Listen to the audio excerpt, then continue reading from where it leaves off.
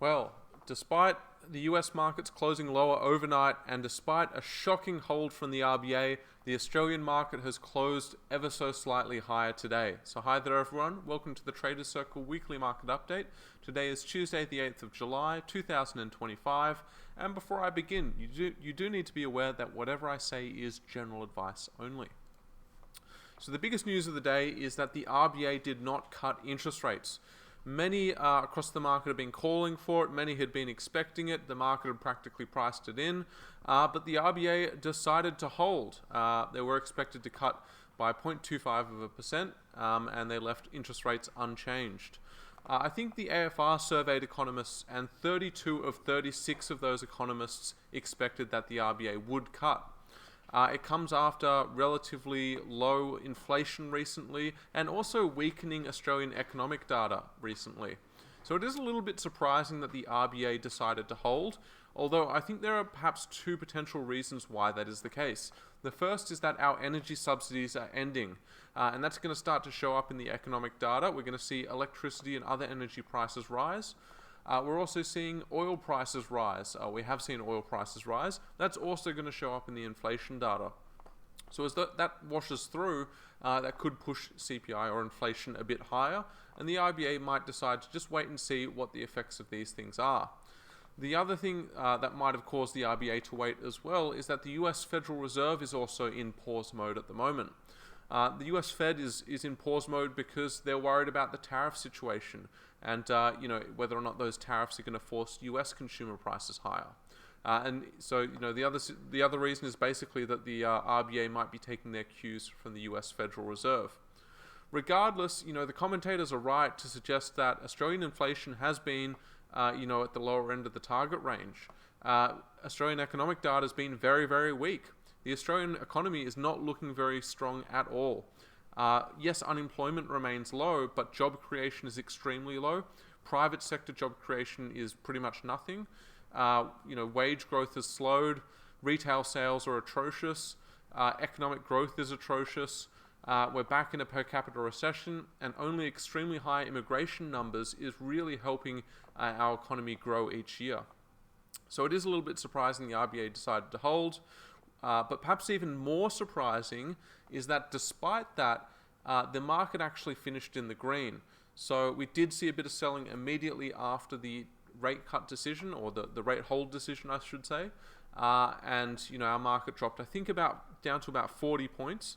But we quickly bought back up to only about 20 points in the red. And then right on the close, we jumped another sort of 10-15 points and finished in the green.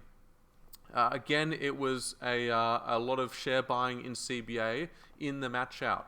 And I would just say to people out there that consider buying CBA at 358, 359, 357 in the afternoon and selling it at 410. Almost every day it jumps $1 or 50 cents or something like that in match.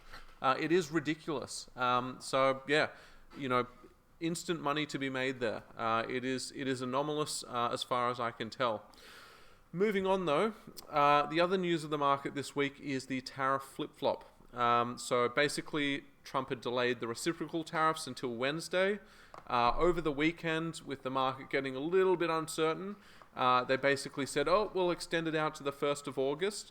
And then, overnight, US markets were down a bit again, and Trump said, the 1st of August isn't 100% certain either. They have no idea if they're going to bring tariffs back or not. No one does. No one knows. It's going to be up to the whims of a very inconsistent man on an hour-by-hour basis. The reality is trade deals are extremely difficult to negotiate. They're extremely dense, extremely minute in their detail. They're generally not things that can be agreed upon in the space of a few months. Regardless whether or not deals are signed, I suspect we're going to see frameworks that are then sort of furthered on into deals. But it's a bit of a clown show. They've got no idea what they're doing. I don't think that their deadlines really sort of align with what a trade deal is. And I'm surprised that the market is really willing to sort of take their word on it again, seemingly. We'll probably see some deals announced Who knows? I suspect we will. Again, I suspect there'll be frameworks. Probably we'll see a short-term pop in markets as those deals were announced. And then, as Trump tries to apply pressure or as dates approach or things like that, we'll probably see some volatility to the downside. So I do think that we'll see large, 1 or 2 day swings in either direction. I think we won't see large trending moves though. I don't think we'll see an extended period of directional movement. More likely to see sort of short, sharp moves either way. And finally, I just wanted to finish on how expensive Australian shares are. This is sort of something I want to touch on as we're approaching the August reporting season, the Australian company earnings reporting season. Australian companies aren't earning any more money this year than at any point over the past sort of 3 or 4 years. Earnings haven't grown for sort of 3 or 4 years, and yet those companies are about 25% more expensive on average than they were 3 years ago. They were already expensive back then, and they've gone to record high levels of mathematical value. It's a bit ridiculous. It's very easy to say, oh, it's going to keep going forever, but throughout history, there's been plenty of times people have thought that, and they've been wrong every time, basically. I do think it's going to be a period of uncertainty and volatility in August, and I would suggest that, if you are holding something that's extremely expensive, consider what effect the August report might have on it. Some of these stocks are yielding less than half of what you can get in an Australian government bond yield.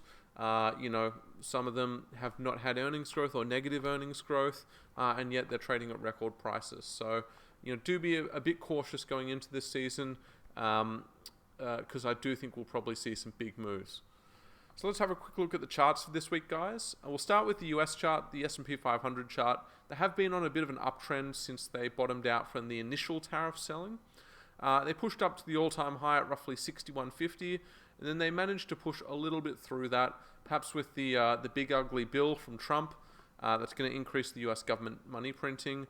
It's going to give tax cuts to the very wealthy, and all that money is going to flow somewhere, and I think the markets responded to that. They did show a little bit of a bearish signal overnight, but the technical support levels are the trend line and 61.50, and they're not too far away at all. So overall, I think we'd expect a bit more sideways to perhaps slightly higher movement in the US. 6,300 the level to watch to the downside, 61.50 the level to watch to 61.50 the level to watch to the downside, 6,300 the level to watch to the upside. And this is the XJO, the Australian Top 200 Share Index. And we can see that it's actually finished higher today. And that's despite the negative lead from the US market overnight. That's despite the surprise hold from the RBA today. Overall, our market is in a very tight sideways range. We've got resistance somewhere between 8,600 and 8,630. And we've got support. We've got plenty of support, to be honest. I think the first level is now 85.50. There's another level at sort of 8,500 to 8,470. Really, we'd have to break below about 8,470 for further selling to look likely. If we do break to the upside, let's say we close above 86.30, I do think that further gains to the upside are likely to be quite small. It could be that we head to, say, 8,700 before a bit of a pullback. Overall, our market looks extremely sideways, but it certainly doesn't look bearish. We're holding around the all-time high, and that's despite some, fairly negative news today. So we'll wrap it up there for this week, guys. Hopefully you all enjoyed. If you did, please click like, please click subscribe, and we'll see you guys next time.